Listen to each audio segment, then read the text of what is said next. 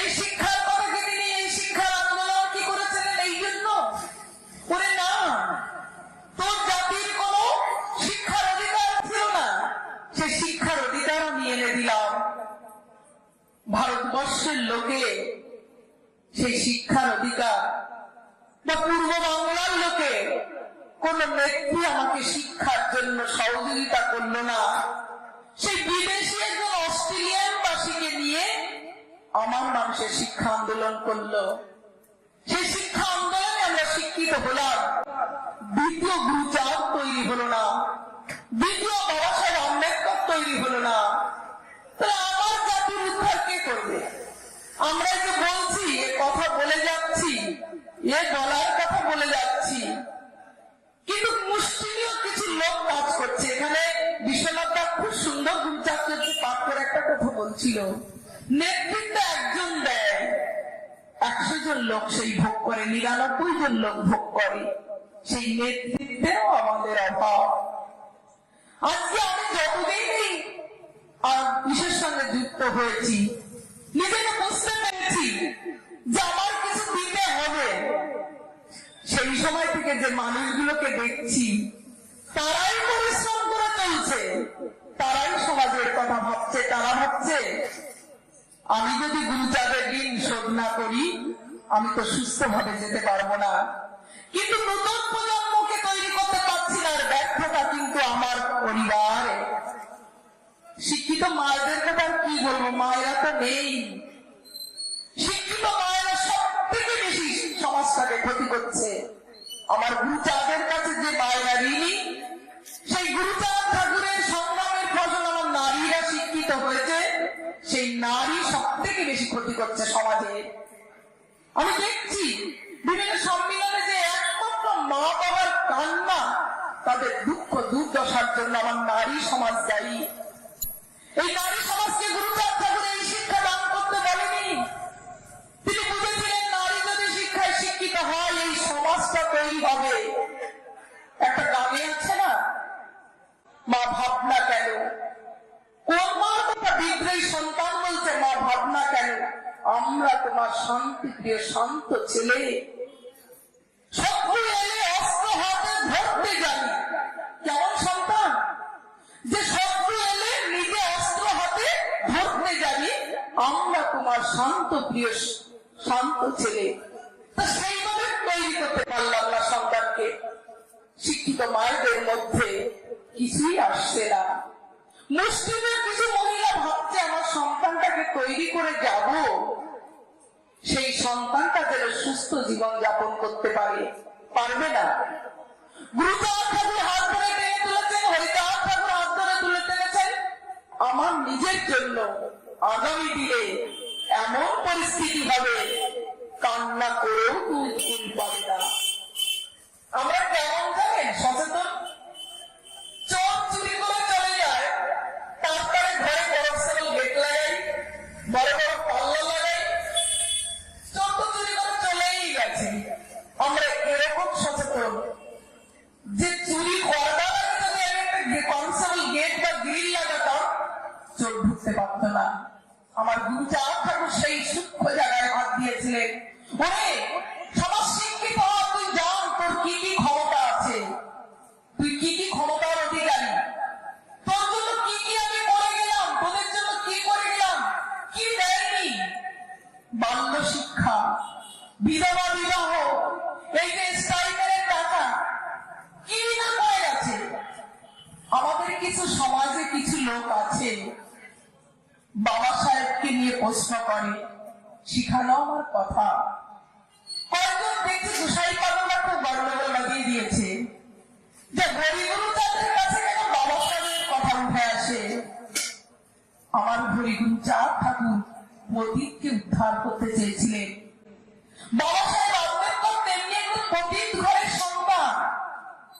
সে শিক্ষার জগতে শিক্ষিত হয়ে সে বুঝেছে সমাজকে কি দিতে হবে, তাই সমাজকে দিতে গিয়ে নিজের জীবনটাকে শেষ করে দিল। এত বড় একটা শিক্ষিত মানুষ, বিশ্বের দরবারে শিক্ষিত শ্রেষ্ঠ মানুষ, নিজের সুখের কথা ভাবল না।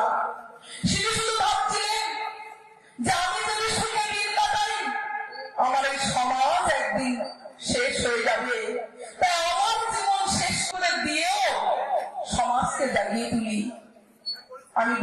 দিলাম, কই আর একজন আম্বেদকর তো তৈরি হলো না, আরেকজন জগৎবন্ধু তো তৈরি হলো না। যারা আমার সমাজে আমার গুরুজনদের আন্দোলনকে এগিয়ে নিয়ে গেল, সেই মানুষগুলোর ভাবনা করলাম না। আমার সমাজের মানুষ 1% চাকরি করে। আমি তো গণনা করে দেখলাম, আমার পাড়ায় যদি 10টা গ্রামের 10টা ফ্যামিলি থাকে, একটা ফ্যামিলির ছেলে চাকরি করছে, তাহলে 1%। সেই 1% চাকরিও পেয়েছে ওই রিজার্ভেশনের জন্য। রিজার্ভেশনের কোটায় আমার সমাজে চাকরি দিয়েছে বর্ণবাদীরা।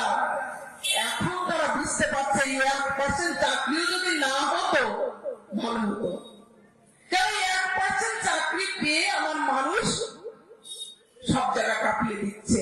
এটা আমাদের হিংসা।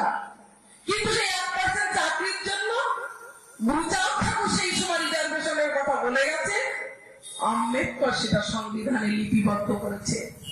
সংবিধানে যদি লিপিবদ্ধ না থাকতো আমার মানুষ কিছুই পেত না। আজকে ভোটের সংরক্ষণ, আসন সংগ্রহ, নারী মহিলাদের, আমার গুরুচাঁদ ঠাকুর তখন দেখিয়েছে। তা গুরুচাঁদের কাজগুলো আমরা কেন করতে পারছি না? আমরা সেই সব মানুষের সমালোচনা করছি। সেটা একজন দলিত ঘরের সন্তান, যে সাবিত্রী রায় ফুলের কিছুদিন আগে জন্মদিন গেল। আমার সঙ্গীত পড়ে, ইতিহাস পড়ে সেই নারী হতে চায় না। সাবিত্রী রায় ফুলে এশিয়ার মধ্যে প্রথম শিক্ষিত নারী ছিলেন। তিনি কি করতেন? যখন স্কুলে যেত তাকে গোবর দিয়ে, গোবরের ছড়া দেওয়া হতো তার গায়ে। সে কি করত? ওই ব্যাগের মধ্যে একটা শাড়ি নিয়ে যেত, ওই স্কুলে গিয়ে ওই শাড়িটাকে চেঞ্জ করে একটা ভালো শাড়ি পরে ক্লাস করাতেন। আবার সেই শাড়িটাকে ব্যাগে রেখে ওই গোবরে ছোড়া শাড়ি পরে স্কুলে যেতেন, বাড়ি ফিরতেন। তবু তিনি বলেননি যে তোরা যতই অত্যাচার করিস, আমার সমাজে যদি 5টা নারী শিক্ষিত হয় আমি একদিন বীর মাতা হতে পারবো, সংগ্রামী হব। হলো না। সাবিত্রী বাই ফুলেও পেল না শিক্ষিত নারী। মাতঙ্গিনী হাজরা, যিনি স্বাধীনতার পতাকা তুলে বললেন যে স্বাধীনতার জন্য আমার জীবনটাকে দেব, মাতঙ্গিনী তৈরি হলো না। কি করে আমার গুরুচাঁদের সেবা হবে বুঝতে পারছি না। ওই যে ভিক্ষা পাত্র আমাদের অভ্যাস, অল্প জিনিসে আমরা বিক্রি হয়ে যাই, সে জায়গায় যাব না। এটা অনুধাবন করবো সবাই শিক্ষিত সমাজের কাছে। আর শিক্ষিত মায়েরা যা করছে, পিতা মাতা আমার হরি ঠাকুর বারবার বলছে, ওই পিতা মাতা তোকে পৃথিবীতে আনলো, এই সুন্দর দেহটা পিতা মাতাই তৈরি করে দিল। এক বক্তা বলছিল না, আমাদের সাধারণ হাতের থেকে পায়ের থেকে হয় নাকি? পায়ের থেকে মাথার থেকে মানুষের জন্ম হয়। শিক্ষিত সমাজ বোঝে যে প্রতিক্রিয়া না করলে, স্বামী স্ত্রীর মিলন না হলে সন্তান হয় না। ওই পায়ের থেকে ভগবান জন্ম দিয়েছে, হাতের থেকে জন্ম দিয়েছে, এটা মেডিকেল সায়েন্স মানে না, এটা হতেই পারে না। তা সত্ত্বেও আমরা সেই ওই জায়গায় ওই জায়গাতে জন্ম হয়েছে, আমরা মাথা উঁচু করবো কি করে? এটাই আমার গুরুচাঁদ এই জন্য বলেছে শিক্ষিত হ, বিজ্ঞানকে মান। আমার গুরুচাঁদ ঠাকুরের বিজ্ঞান ভিত্তিক ধর্ম, আমার হরিচাঁদ ঠাকুরের কর্মভিত্তিক ধর্ম। যে তুই অলস জীবন যাপন করলে তোকে কেউ অর্থ দেবে না। সেই জন্য বলছে অর্থের যোগান, অর্থ পরমার্থ। কিন্তু সেই অর্থটাকে সঠিক কাজে ব্যয় করলাম না, নিজে 5তলা বিল্ডিং করলাম। আমার ঘরের আর একটা সন্তান সে না খেয়ে দিন কাটালো, সুখে থাকতে পারবে? অসম্ভব ব্যাপার। আমি মনে করছি আমার ছেলেটা একটা ব্যারিস্টার হয়েছে, আমার কর্ম এখানেই শেষ। আমার ছেলেকে গুরুচাঁদ ঠাকুরের আদর্শে মানুষ করলাম, যে খাও বা না খাও তাতে দুঃখ নাই, ছেলে মেয়েকে শিক্ষা দাও, এই আমি চাই, আমার গুরুচাঁদ ঠাকুর বলেছে। কিন্তু আমার ছেলেটাকে শিক্ষায় শিক্ষিত করে একটা ডাক্তার তৈরি করলাম, সে যদি সমাজের কাজে না লাগে, সেই ডাক্তার আমার গুরুচাঁদ ঠাকুর চাইবে শুধু। সেটা কে বলবে? মা বলবে, বাবা বলবে। তুমি গুরুচাঁদ ঠাকুরের শিক্ষা আন্দোলনে তুমি একজন ডাক্তার হয়েছো। তোমার সমাজের 5টা মানুষকে যদি তুমি ফ্রি সার্ভিস না দাও, তুমি গুরুচাঁদের সেনা হতে পারোনি।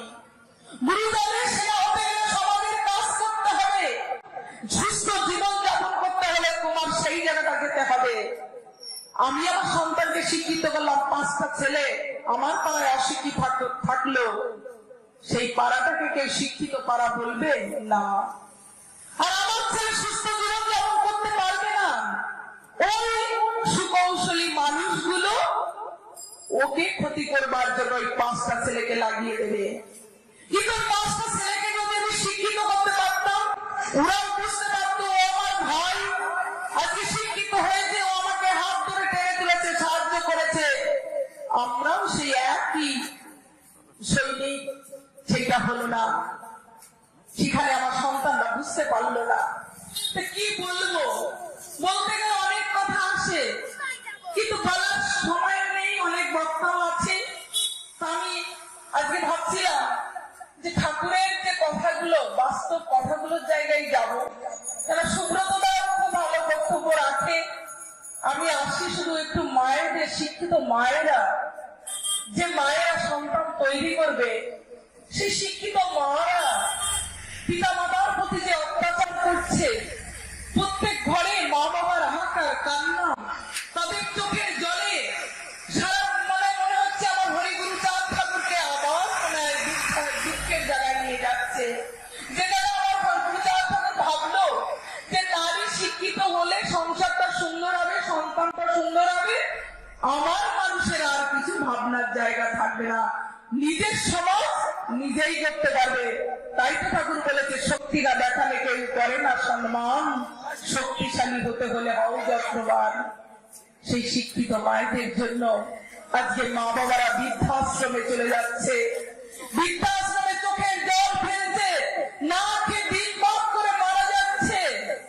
আর আমার মা বৈদিক ক্রিয়া করবার জন্য সেই গুরু মহাশয়কে ডেকে নিয়ে আসছে, সেই পুরোহিত মশাইকে বলছে ভদ্র ধরিয়ে এগুলো নিয়ে আসো, এগুলো নিয়ে আসলে মা বাবা স্বর্গে গিয়ে সুখে থাকবে। আরে স্বর্গে সুখে কোথায় স্বর্গ?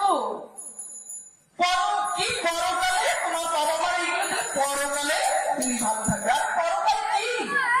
আমার ঠাকুর বলেছে পরকাল মানে তো যাদের তুই তৈরি করে যাচ্ছিস, তারা যদি ভালো সন্তান না হয়, তারা যদি সমাজের কাজে না লাগে, ওখানেই তো পরকাল। ওই স্বর্গে কি পরকালের কিছু হয় না? এই শিক্ষা কে বুঝাবে? তারা তো সব বোঝে, বুঝেও তারা এই যে এখানে সম্মেলনে তারা 500 টাকা দেবে না, ওই দুর্গা মন্দিরে টাকা দিয়ে আসবে হরিফল দেওয়ার জন্য। দুর্গা মায়ের দশা, আর আমার জগৎজননী, আমার জন্মদাত্রী মা সারাদিন তৈরি করে কাজ করবে, বাবার অফিসে ভাত রান্না করবে, ছেলেকে খাওয়াবে, স্কুলে পাঠাবে। দশপূজা আমার মা, ওই 10টা হাত হলেই দুর্গার পুজো করলে হবে না। নিজেকে জননী তৈরি করতে হবে সন্তান ভালো পেতে হলে। সেই জননীর জায়গায় যদি না যেতে পারি, ওই দুর্গাপুর মন্দিরে মাথা ফুটলে হবে না। পুরোহিতরা চক্ষু দান করে না, মাটির মূর্তি, লক্ষ্মী মূর্তিকে চক্ষু দান করছে। আমার মা, আমি একজন সন্তানের জননী হয়ে আমি সেই চক্ষুদানের মন্ত্র জপ করে লক্ষ্মীর, মাটির মূর্তি লক্ষ্মীকে বলছি ধন দাও। আমার একটু একটু করে আমার মা এই দেহটাকে গঠন করেছে, মায়ের রস থেকে নির্গত হয়ে আমার চক্ষু ফুটেছে, চোখ ফুটেছে, জ্যান্ত চোখ।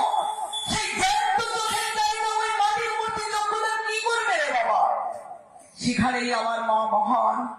তাই আমার হরিগুরুচাঁদ ঠাকুর এই মায়েদের স্বমহিমায় প্রতিষ্ঠিত করেছে, মাতৃত্বের জায়গা মা শব্দটা ব্যবহার করেছে।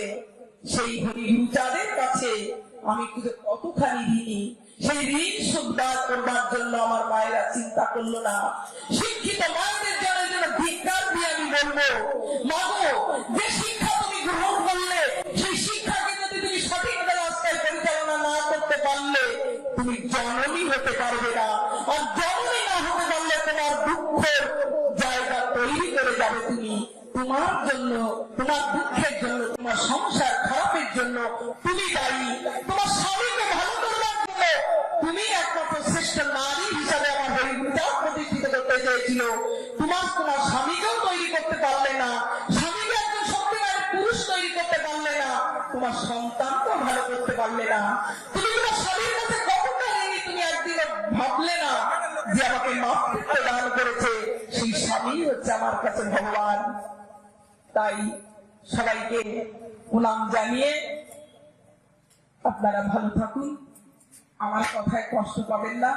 খুব কষ্টের সঙ্গে বলতে ইচ্ছা করে যে হরিগুরু চাঁদকে মন্দিরে বসিয়ে তার আদর্শকে না মেনে আমার ঠাকুর বলছে বৈদিক ক্রিয়া ত্যাগ করো, ওগুলো তোদের জন্য নয়। তা দুর্গা পুজো আমার ঘরের মানুষের পুজোর যোগ্য নয়। তা বৈদিক ক্রিয়া রেখে দে, তোর জীবিত মাকে পুজো কর, পিতা মাতাকে পুজো কর। ছেলে মেয়ে বলছে একটুখানি বলবো আর একটা মিনিট, আমার একটু কষ্ট হয় কেন জানেন? বলে কি আমার ছেলেটা মাতাল তৈরি হয়েছে। আমাকে সংবিধান সেদিন ভালো বলছিল, কথাটা আমার মনে লেগেছিল। কালী পুজোর প্রসাদ হচ্ছে মদ, মদ না হলে কালী পুজো হয় না। ওই যে শিব খায় না ভাঙ গাঁজা, আর ওই যে তিন রাতের বেলায় কি দেয় গাঁজা দেয়, 3 খোলকে গাঁজা। তা আমার সন্তানটা যদি গাঁজা প্রসাদ একটু খায় তা আমি তাকে পালন করবো কেন? ঠাকুরের প্রসাদ বলতে মা আমি তো ঠাকুরের প্রসাদ খাচ্ছি। মা কালীর পুজো আমি দেখি ওই ডিজে চালায় সব মদ খেয়ে বিসর্জনে নিয়ে যায়। মা কালীর প্রসাদ ভোলানাথ খেয়েছে মদ, মদের বোতল দেখি মা কালীর ওই শিবের ধারে থাকে, আমি দেখেছি। এগুলো যারা পুজো মণ্ডপে যায় তারা ভালো জানে। তা আমার ছেলেরা যদি সেই মদ খায় অপরাধ কিছু করেছে? আমার স্বামীরা যদি মদ খায় অপরাধ কিছু করেছে? আমার হরিগুরু চাঁদের সূক্ষ্ম দর্শন। ওই পিতা মাতার পুজো করলে পিতা মাতা কখনো বলে না তুই খারাপ জায়গায় যা। জীবিত ভগবান কখনো বলে না তুই খারাপ হ, তুই খারাপ জিনিস মুখে তোল। আমার জীবিত মা বাবা বলে না যে ভগবান, যারা ঠাকুর বললো পিতা মাতা তোর ভগবান, আমি ভগবান নই। তাহলে সেই ভগবানকে পুজো করলাম না, ওই বৈদিক ক্রিয়ায় ঢুকে আমার সন্তান সংসারকে শেষ করে দিলাম। এর জন্য দায়ী আমি নিজেই। যে হরিগুরু যা সহজ সরল পথ দিল, সেই সহজ সরল পথ থেকে বেরিয়ে এমন দিকে চলে যাচ্ছি আমরা, আমাদের জন্য আমরাই কষ্ট পাবো, দুঃখ পাবো। এর জন্য ভগবান দায়ী নয়। কর্মফল ভোগ করতে হবে, কর্মের ভাগ কেউ নেবে না। জয় হরি বল, সবাই ভালো থাকুন। জয় জয় শান্তি হরিচাঁদ গুরুচাঁদ তারক চাঁদ প্রেমানন্দে।